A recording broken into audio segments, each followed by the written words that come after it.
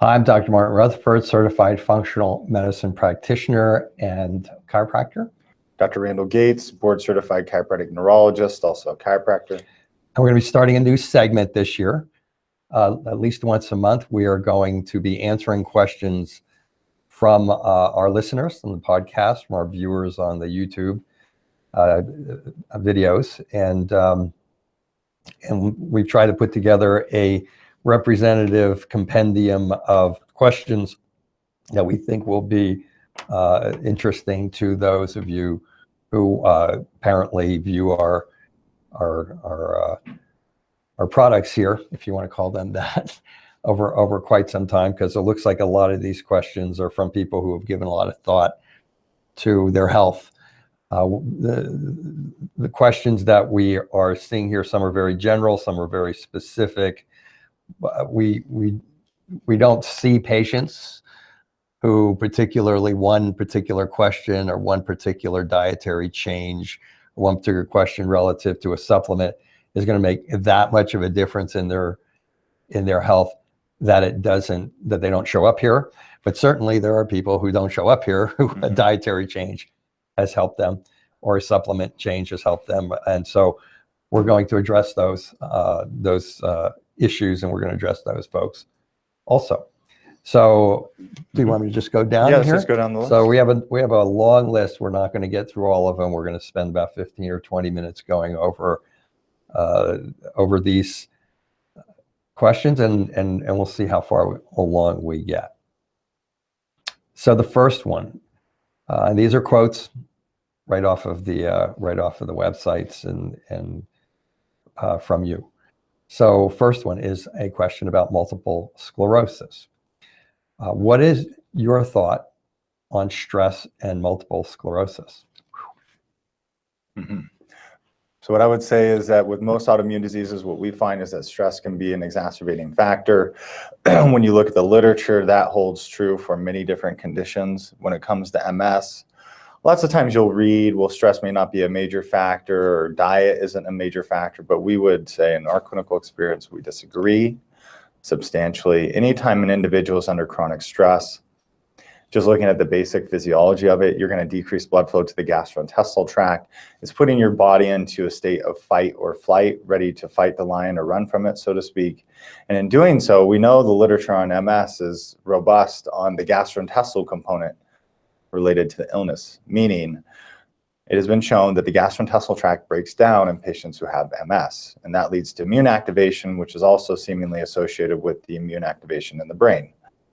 So we would say stress can be a major component of MS. We've seen viral infections cause patients to go from, basically secondary progressive to primary progressive. We've seen the same thing with stress responses. So stress is a major factor.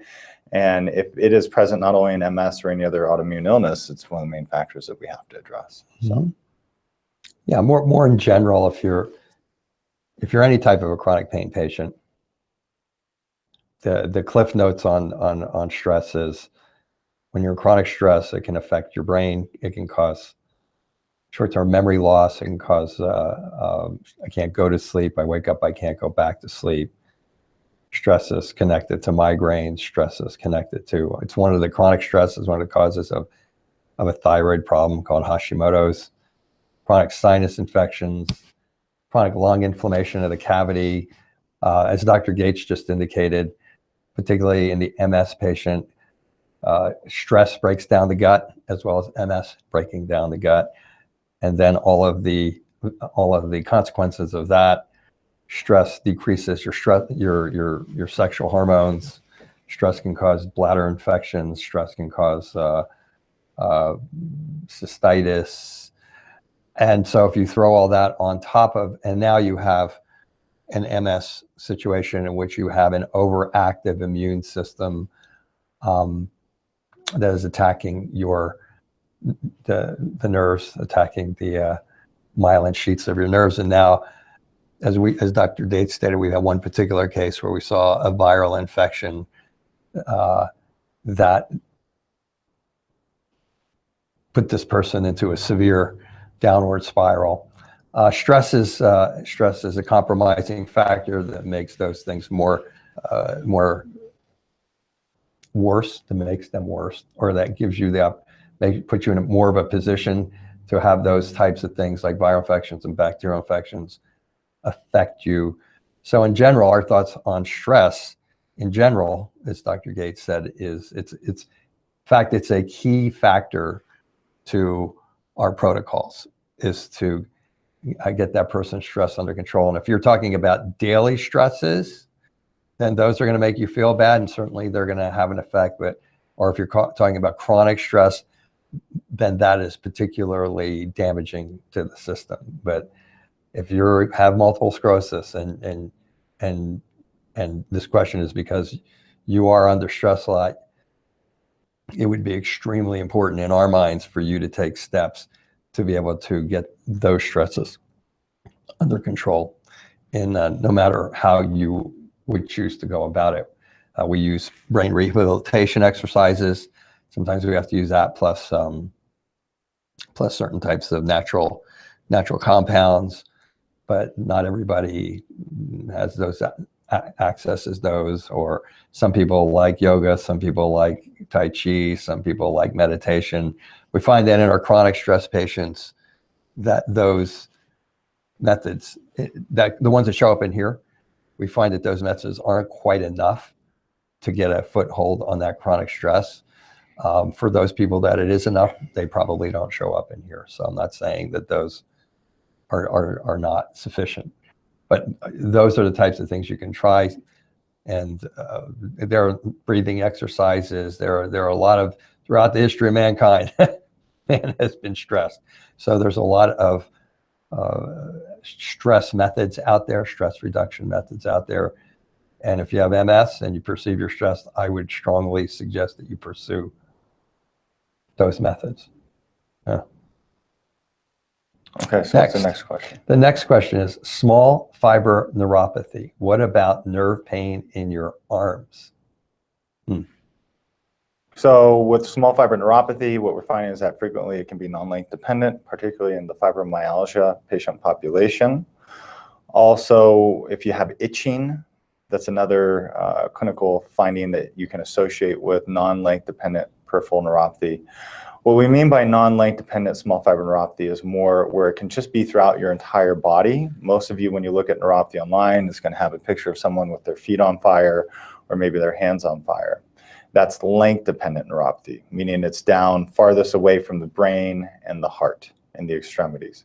But what we're seeing again with the small fiber neuropathy component is that it can be almost anywhere throughout your body, which can really be, can create a diagnostic dilemma, so to speak, for a neurologist, because frequently what we used to think of that was that has to be something MS or spinal cord or brain to cause it throughout the body. But now we realize that this small fiber neuropathy entity can manifest anywhere. So we've seen small fiber neuropathy patients who have pain in their arms. What I'd also say is that you have to have a great diagnostic workup as well, because we see a lot of people with pain in their arms, and maybe they have stenosis, which is a narrowing of the spinal canal in the neck, or they have carpal tunnel, or they have thoracic outlet syndrome. There are a number of factors, so to speak, that can cause that upper extremity pain. Small fiber neuropathy can manifest that way, though. Right. Just remember, small fibers, or just know or understand, small fibers carry sensation. They carry pain, they carry temperature, heat, cold, those types of things. So they are, as Dr. Gates said, they are everywhere in your physiology. And if you get sharp-shooting pains in your chest and you don't have them in your chest, and it's in your arm, and it's in your other arm, and it's in your leg, it's definitely a diagnosis to take into consideration. Mm-hmm. Okay. Okay. Oh, here you go. We should know the answer to this one. I would like to ask, what can cause a flare-up of fibromyalgia in which I need to be taken to the ER for a shot of medicine to stop the pain? At this time, I can't stand, sit, walk, or anything. What causes this flare-up? Can be a number of different causes, hard to say in your individual case. The ones that we most commonly see are stressors, like we've said before, huge factor. And relative to stressors, that's something that we go into in greater length in other videos. What a lot of patients don't realize, and this is throughout the fibromyalgia literature, frequently patients have been exposed to adverse early life circumstances or trauma. Think of abuse, all the different forms of abuse. And that can really prime the brain to react like a firecracker, so to speak, when maybe even a more seemingly trivial stress comes along later in life. So it could be a stressor that you're not even accounting for, but because your brain and your body are in the state of fight or flight, it's kind of triggering you into this exacerbation. Other flares include viral infections, could have been something that you ate that was different. It could be a number of factors. Those are the biggies, though, that we see. I think I go back to, first of all, what causes fibromyalgia? And I've seen I've watched a number of videos online of it's environmental toxins, and it's POTS disease, and it's a number of things. Lyme disease. Lyme disease. What we have seen, okay, and this is something we've done thousands of cases of fibromyalgia, and we have a lot of success with it. So we tend to cling to what we've seen. And what we've seen is chronic stress, fibromyalgia, chronic stress hormones, and inflammation. We've seen bad gut problems. We've seen autoimmunity, and consistently, in the vast majority of cases, we've seen immune attacks against the thyroid. So those four things are what we perceive to be fibromyalgia. And then you get the pain, then you get the sensitivity, and we just did the question on non-length dependent small fiber neuropathy, and so that's involved in about half. So when you have these entities, anything that flares up your immune system or your nervous system is going to flare up things. So car accident, a trip, a fall, a stress, just having an emotionally down day, all of these alter physiology, having a surgery. Some of these directly increase stress hormones 200 to 300%, which then increases inflammation, which then sets off all these things we just got done talking about. Some just directly set off immune responses. You get you get an overwhelming infection, you get a flu. You might just, in your particular case, if you are severe, and you probably are the person who asked this question, because if you are going to the hospital in the ER and having to take shots, your threshold to be able to handle these stimulations that flare up your stress hormones or flare up your immune responses. Because if you're not aware, in fibromyalgia, your immune system is already overfiring. And so anything that would flare up your immune system beyond the threshold, and if you are that severe that you have to go to the hospital, your threshold to be able to withstand having a flare-up is probably pretty minimal, then anything that's going to do that. Like I said, a viral infection, a bacterial infection in women, having a baby, well, that just kind of triggers it. That more triggers it. So those types of things will set it off, and the reason is because your threshold of your physiology, it's so low relative to being able to withstand stress responses or immune attacks, that it just sets everything off, and then boom, it's off to the races. All the things I just got done talking about can be set off, and the next thing you know, you're in massive pain. So I hope that answers the question. I think I kind of rolled my eyes, because that's a question we could talk about for a couple of hours, frankly. But I hope that gives you an idea of what you're dealing with. How many more? You want us to keep going? One more. So we're going to, I like this one. How to test a leaky gut. So the best test that we've found on the market is the Cyrex Array 2. Cyrex Laboratories has the immunologist, Dr. Vajdani, as their chief scientific investigator. Dr. Vajdani has done a tremendous amount of work in the world of food immune reactivity. So he's taken it away from food allergy testing, because many of you have had food allergy tests that are inaccurate, or maybe they're confusing, because allergies are like, think of a seasonal allergy. You're sneezing. Those are the types of allergies they're testing for with the foods, except they're seeing if they produce a reaction in the gut. But what we're finding with autoimmune patients is that it's a completely different type of immunological reaction to the food.